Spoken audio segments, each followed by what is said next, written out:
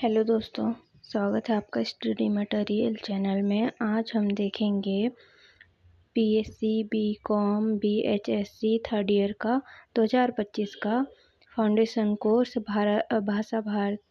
भाषा और संस्कृति और इंग्लिश का पेपर। तो ये पेपर होता है 2 घंटे का, जिसको हिंदी के लिए 1 घंटा और इंग्लिश के लिए 1 घंटा देना होता है। तो मैक्सिमम मार्क्स होते हैं 100 नंबर, हिंदी के 50 और इंग्लिश के 50। तो इसके क्वेश्चन आंसर ये रहे। भाषा और संस्कृति के, मध्य प्रदेश के किस जिले में भवानी प्रसाद मिश्र का जन्म हुआ? तो इसका सही उत्तर होगा नर्मदापुरम। नर्मदापुरम की जगह पर होशंगाबाद भी आपको देखने को मिल सकता है ऑप्शन में। भवानी प्रसाद मिश्र की रचनाओं को किस सप्तक में स्थान दिया गया? तो दूसरे सप्तक में स्थान दिया गया। सतपुड़ा के घने जंगल कहाँ हैं? तो सतपुड़ा के घने जंगल है मध्य प्रदेश में। भवानी प्रसाद मिश्र को कौन सा पुरस्कार प्राप्त हुआ? शिखर और साहित्य अकादमी, दोनों ही पुरस्कार प्राप्त हुए थे। सतपुड़ा के घने जंगल किस गीत संग्रह में संकलित है? तो ये है गीत फरोश में। सतपुड़ा की रानी किसे कहा जाता है? सतपुड़ा की रानी पचमढ़ी को कहा जाता है। गजाधर बाबू के बड़े बेटे का नाम क्या था? अमर था। गजाधर बाबू किस स्टेशन पर कार्यरत थे? रानीपुर। वापसी कहानी किस पर आधारित है? तो पारिवारिक समस्या पर। कौन सा सदस्य परिवार में परदेसी की तरह रह रहा था? गजाधर बाबू रह रहा था। वापसी किस विधा की रचना है? कहानी। विश्व धर्म महासभा कहाँ हुई थी? जिसमें विवेकानंद जी व्याख्यान थे, शिकागो में हुई थी।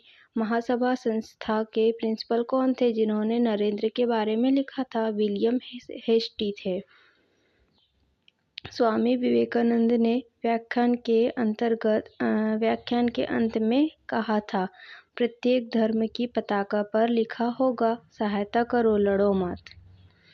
मानवीय एवं राष्ट्रीय शिक्षा से खालिस्तान ही शुरू करनी चाहिए। परिवार। स्वामी विवेकानंद प्रचलित शिक्षा को किसकी संज्ञा देते हैं? तो किसकी संज्ञा देते हैं? निषेधात्मक शिक्षा। भ्रमरानंद किसका नाम था? किसका नाम है? तो विधानिवास मिश्र का नाम है। जिस घर में गौरैया अपना घोंसला नहीं बनाती है वह घर कैसा होता है? निर्वंश होता है।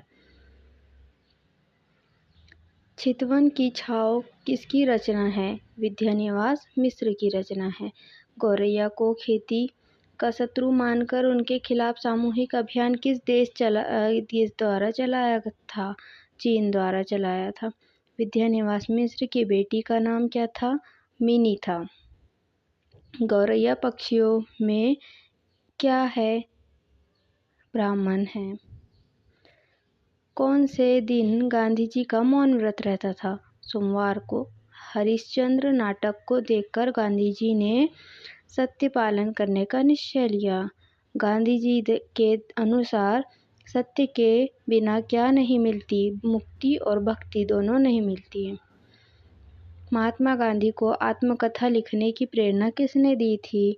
तो जयराम दास और जमुना दास दोनों ने नहीं दी थी, और जयसिंह ने भी नहीं दी थी। तो इसका सही उत्तर होगा कोई नहीं। गांधी जी ने दक्षिण अफ्रीका में भारतीय समुदाय के लोगों के नागरिक अधिकारों के लिए संघर्ष हेतु कौन सा आंदोलन किया? सत्याग्रह आंदोलन किया। वेदों की संख्या कितनी है?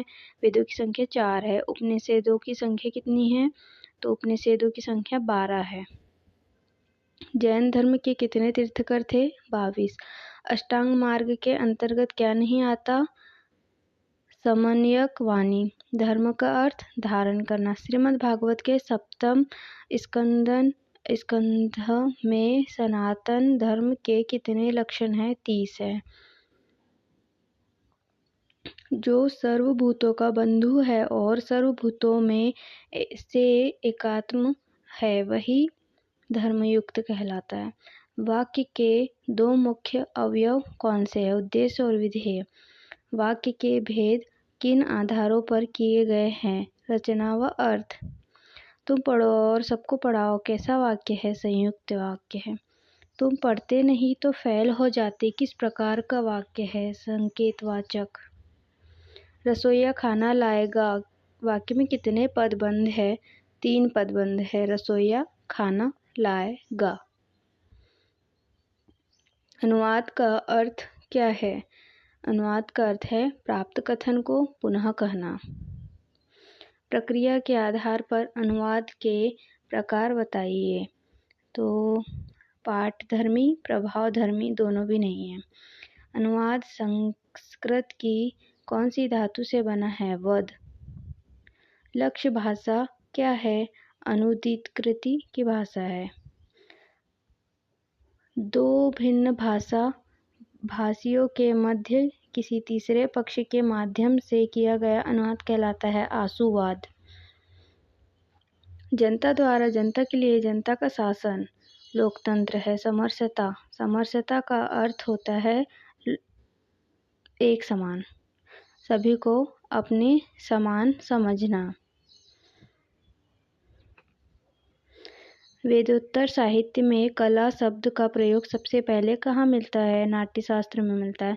भारत में कितनी संवैधानिक भाषा है जिनका अपना साहित्य है? 22। अंतर्मुखी चिंतन मनन की प्रक्रिया क्या कहलाती है? अध्यात्म कहलाती है।